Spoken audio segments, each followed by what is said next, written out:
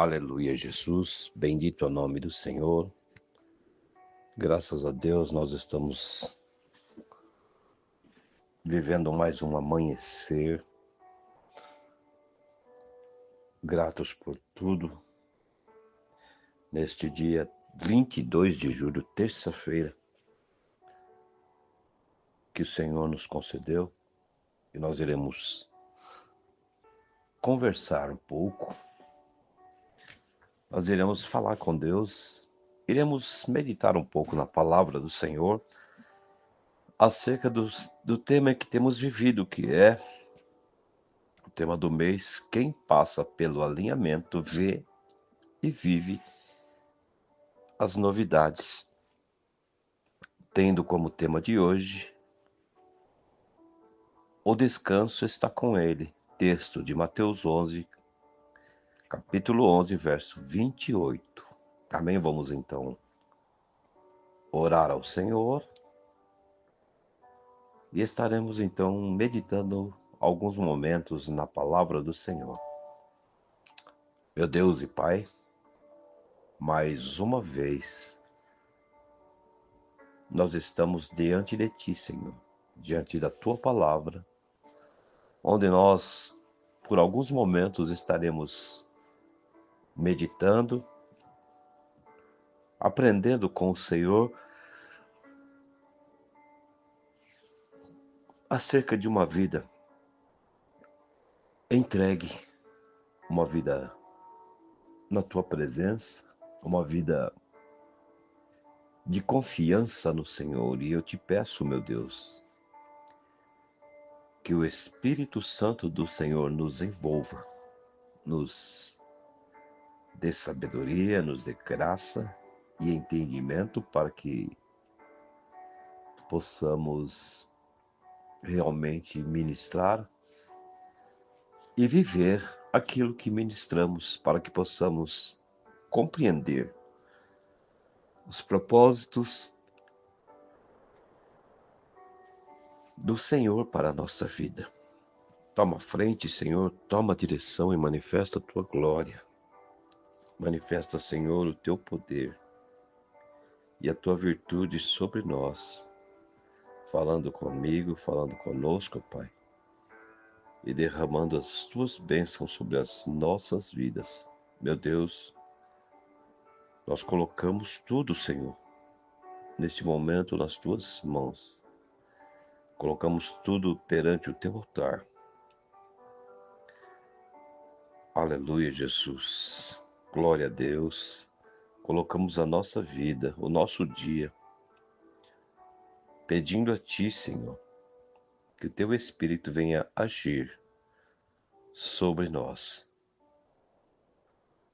sobre o nosso querer, sobre o nosso viver, e que vivamos intensamente este dia, todo ele na Tua presença, na Tua paz, na Tua harmonia. Que o Espírito Santo venha nos dirigir, venha nos fortalecer e nos edificar. Amém?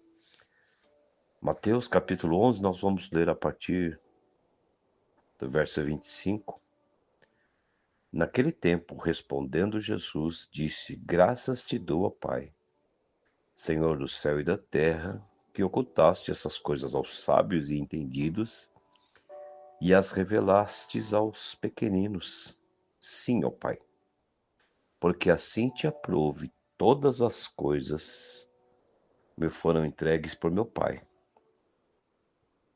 E ninguém conhece o Filho senão o Pai, e ninguém conhece o Pai senão o Filho, e aquele a quem o Filho o quiser revelar. Vinde a mim, todos os que estáis cansados e oprimidos, e eu vos aliviarei.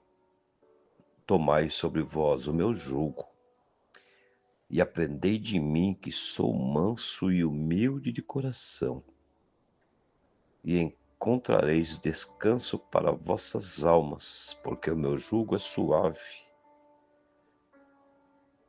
e o meu fardo é leve. Amém?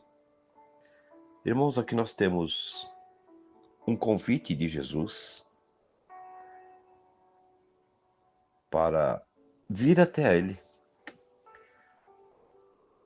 para nós descansarmos nele. E esse descansar, ele não é um descanso físico, não é aquele cansaço onde nós sentimos dores musculares, não é aquele cansaço onde nós sentimos o peso do corpo, não é aquele cansaço onde nós precisamos deitar-nos numa rede ou num sofá, mas este cansaço está relacionado à vida emocional, à vida espiritual. Está relacionado à nossa guerra, porque a nossa guerra, irmãos queridos, ela é permanente. Ela, ela é travada no âmbito espiritual e emocional. Ela é travada na dimensão do espírito. Mas é maravilhoso quando o homem se entrega a Deus, quando o homem crê em Deus, quando o homem tem um propósito com Deus. Nós vemos lá no livro de Segunda Reis, no primeiro capítulo de Segunda Reis, um homem chamado Eliseu, cuja a escolha já tinha feita pelo próprio Deus, quando o Senhor falou com Elias para que ele saísse da caverna e ungisse um profeta no seu lugar. E lá no capítulo primeiro de Segunda Reis, por algumas vezes tentaram induzir a Eliseu a não acompanhar a Elias. E ele disse: Eu não vou, onde você for eu vou atrás, não tem jeito, não tem como, eu vou, eu vou, eu vou. E Elias, então, ele fez um propósito com ele. Questionou a ele o que ele queria. Ele disse: Eu quero a porção dobrada do teu espírito. Que bênção maravilhosa, irmãos. Isto é desejo de servir a Deus, isso é desejo de buscar a Deus, isso é desejo de sentir Deus e de vê-lo face a face. E a Bíblia nos diz lá no capítulo 6 que uma demonstração de que realmente ele tinha esse contato, esta comunhão com Deus, quando o seu moço Geazi viu um exército tão grande, tão numeroso. Geazi ora ao Senhor. Isto é intimidade, meus queridos. Isto é vida com Deus, isto é alinhamento com Deus. Eliseu simplesmente pede a Deus que abra os olhos do moço.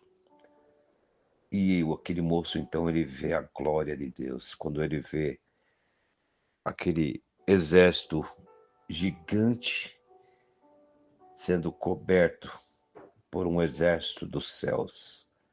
Ele não vê mais só o exército inimigo, mas ele vê o exército de cavalos e cavaleiros de fogo. Isto é alinhamento com Deus. Isto é vida com Deus. Isto é direcionamento. Jesus, para os seus discípulos, lá no livro de João, no capítulo 6, ele disse: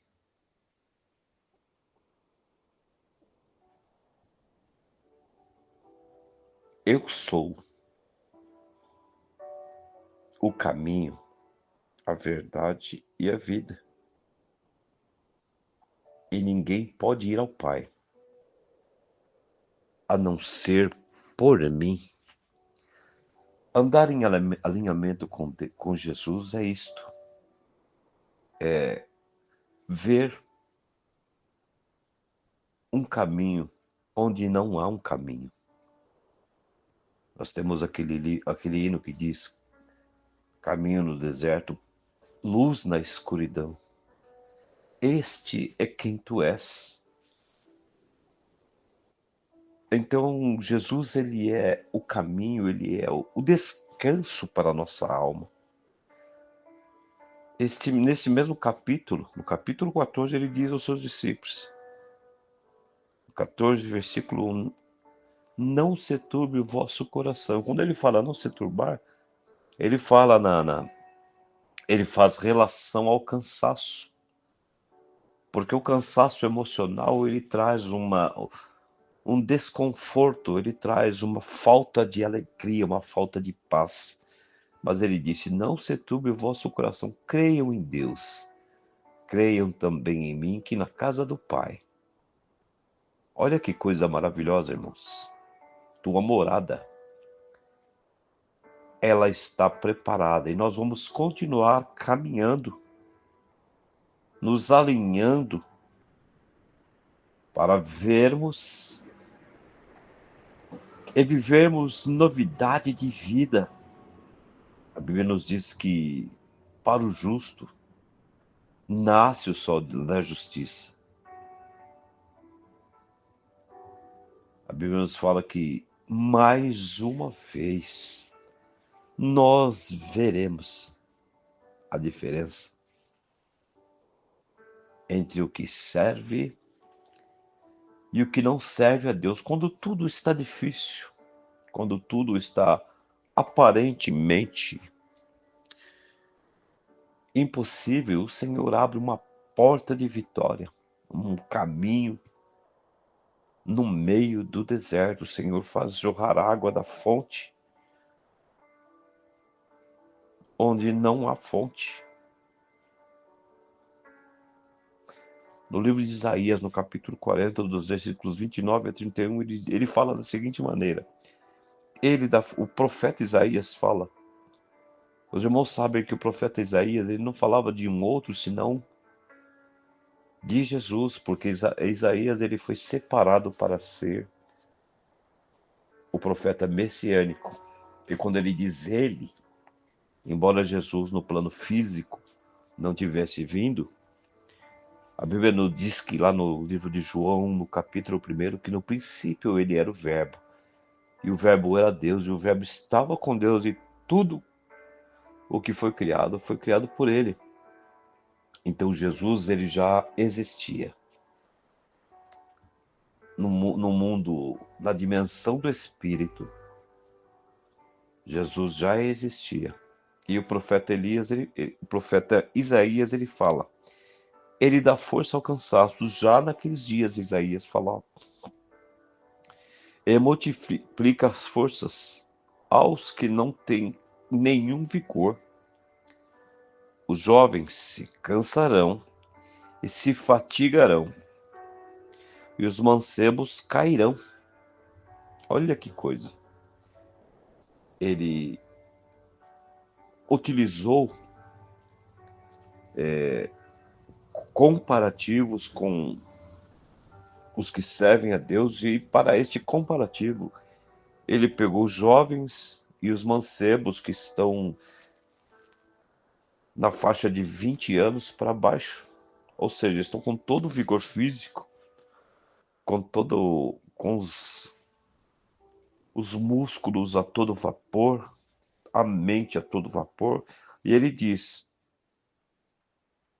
ele dá força ao cansaço e multiplica a força aos que não têm nenhum vigor. Os jovens se cansarão e fatigarão, e os mancebos cairão. Mas você, meu irmão, mas nós que cremos no Senhor, que estamos alinhados com o Senhor, os que esperam no Senhor renovarão as suas forças, subirão como águias. Os irmãos sabem que a águia, ela é a ave que voa mais alto, ela chega às nuvens, ela vai onde nenhum pássaro chega, e quando chega o tempo dela trocar as penas, os irmãos sabem que ela sobe ao mais alto para ganhar um aquecimento muito forte, e depois, quando ela é totalmente aquecida, ela desce como um jato e se choca na água gelada para sofrer um choque térmico e perder as penas, para renovar as penas. Então a Bíblia nos diz que no Senhor renovarão as suas forças, os que confiam no Senhor. Subirão como águias, com asas como águias, correrão e não se cansarão. Ou seja, o Senhor renova as nossas forças. Caminharão e não se fatigarão. Amém? Então, é um convite que Jesus fazia aos seus servos para entregar o seu caminho a Ele, para viver, para crer nele e nele. Receberiam descanso, como eu disse. O cansaço físico nós teremos, porque a Bíblia diz que o mundo jaz no maligno e que a nossa guerra ela é permanente. Esta guerra ela está sendo travada no plano emocional, no plano espiritual e no plano físico. No plano espiritual, nós temos lá no livro de Efésios, no capítulo 6, que fala sobre as potestades do ar, sobre as hostes infernais da maldade nas regiões celestiais. Mas ali ele aconselha-nos a leitura da palavra, a oração, a consagração. No plano físico, nós temos, principalmente hoje no Brasil, esta guerra que se trava na dimensão espiritual e na dimensão humana, onde homens usados pelo inimigo fazem de tudo para destruir, principalmente a igreja do Senhor. Então nós temos uma batalha travada. E no plano físico nós temos que o nosso corpo que se deteriora, nós já não temos mais uma alimentação balanceada, não temos uma alimentação pura, rica em proteínas e vitaminas, mas tudo que nós comemos ou bebemos está de alguma forma contaminada com conservantes, com agrotóxicos, com tanta coisa que prejudica o nosso corpo físico. E isso traz uma deterioração no nosso corpo físico. Então nós temos batalhas em todas as áreas. Temos batalhas espirituais, batalhas físicas, batalhas emocionais, porque devido a esses problemas de ordem financeira principalmente, o ser humano que por natureza é materialista. E alguém vai me perguntar, mas pastor, como assim o ser humano é materialista? Lá no livro do Gênesis, lá no capítulo 3, a mulher ela foi enganada porque foi materialista. Ela queria ter tudo que Deus tinha. Ela não sabia, mas ela tinha. Quando Deus falou, façamos os homens à nossa imagem, nossa semelhança, basicamente o que Deus estava falando não era no gênero, somente no gênero físico, mas o homem tinha sabedoria, o homem tinha a santificação e o homem tinha a imortalidade. Mas o desejo humano destruiu desde o princípio o ser humano. Então nós temos esta deficiência causada lá no Gênesis. E o ser humano ele se destrói para ser alguém na vida. E se preciso for, ele destrói o seu semelhante.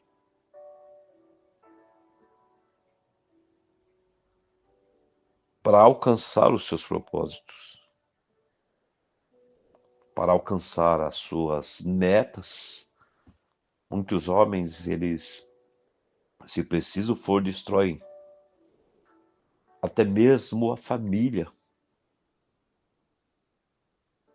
Mas Jesus, ele disse: Vinde a mim, todos vós que estáis cansados e oprimidos,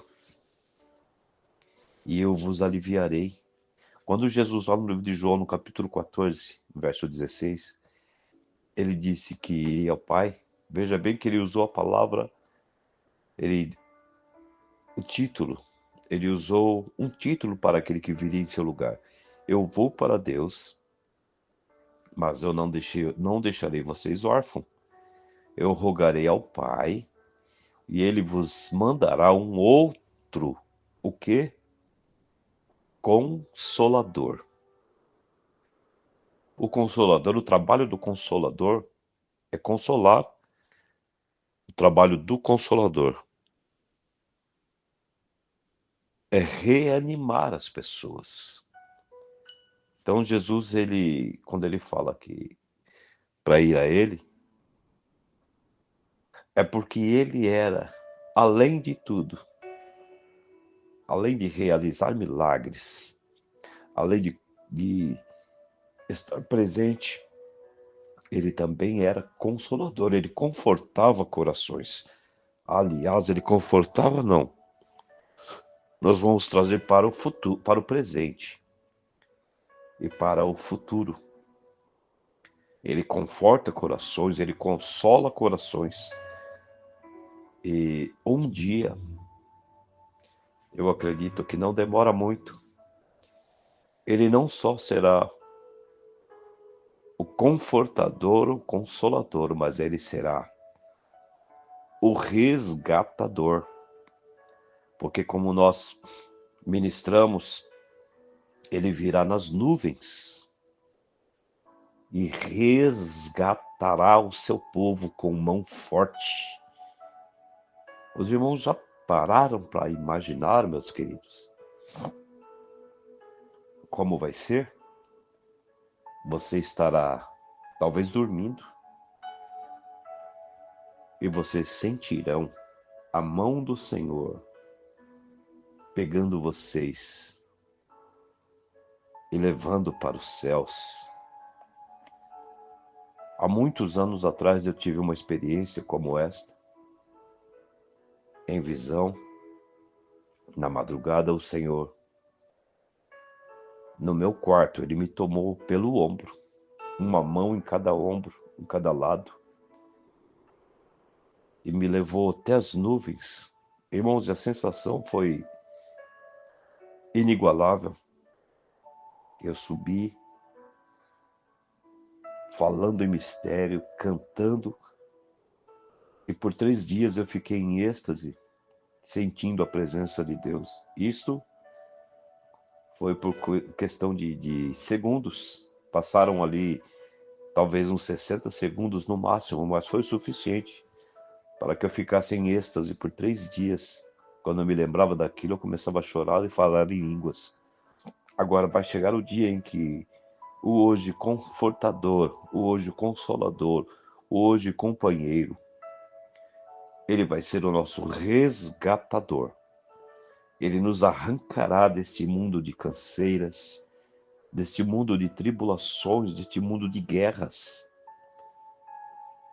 para estarmos com ele na glória.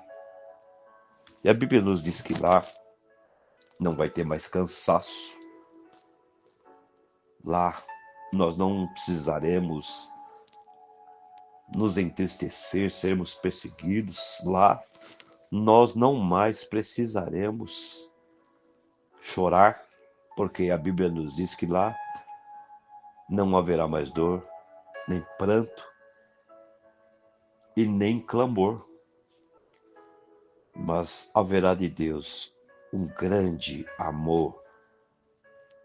Mas o que é o clamor? O clamor, irmãos, é um pedido sufocante. O clamor é um pedido com muita força. para que Deus venha socorrer-nos. Como não vai haver motivo para socorro, nós estaremos com Ele. Não haverá mais clamor, mas nós estaremos para todo sempre louvando e exaltando ao Senhor. No livro de Filipenses, no capítulo 4, de 6 a 7, ele nos diz: não andeis ansiosos por coisa alguma, mas em tudo pela oração e súplica, em ação de graças, apresentem os seus pedidos a Deus, e a paz de Deus, que excede todo entendimento, guardará o coração e a mente de vocês em Cristo Jesus. Então, mais uma vez, ele reforça a palavra: venham a mim, todos que estáis cansados, e lancem a mim o seu pedido de oração. Lancem as suas necessidades, e a paz de Deus, que excede o conhecimento humano, que ultrapassa o entendimento humano, ele nos guardará o coração. Quando nós entregamos e fazemos este alinhamento com Deus, nós vamos ver e viver as novidades dos céus. Irmãos, nós vamos viver coisas que ninguém vive. Nós vamos ver coisas que ninguém vê, porque os nossos olhos estarão vendo além desta dimensão. Nós estaremos vivendo na dimensão física, mas também estaremos vendo e vivendo na dimensão espiritual. Mas nós precisamos realmente manter este alinhamento, esta comunhão com Deus. No livro de Isaías, capítulo 26, o verso 3, ele diz: tu, Senhor, guardarás em perfeita paz aquele cujo propósito está firme, porque em ti confia. Isaías 26, verso 3. Tu, Senhor, guardarás em perfeita paz, ou seja, o profeta Isaías, mais uma vez, o profeta messiânico, ele dizia que o Senhor Jesus guardaria em perfeita paz. Quando nós estamos cansados, fatigados, injuriados, empapuçados, são várias palavras, vários adjetivos que se é utilizado em várias regiões do país. Quando nós estamos enquadrados nesses adjetivos, nós não temos paz no coração, não temos alegria para viver.